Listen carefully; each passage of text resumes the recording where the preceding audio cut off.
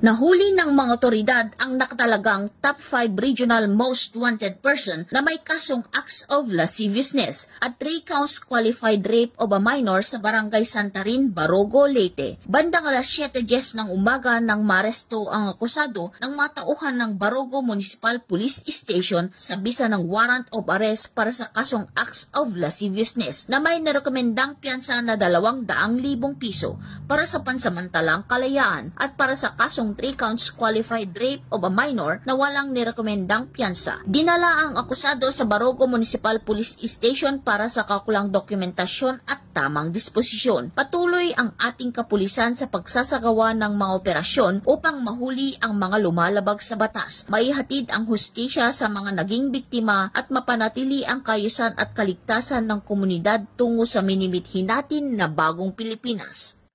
Mula dito sa Eastern Visayas, ako ang inyong PNN correspondent, Patrolwoman Palafox, alagad ng batas, tagataguyod ng Balitang Pulis.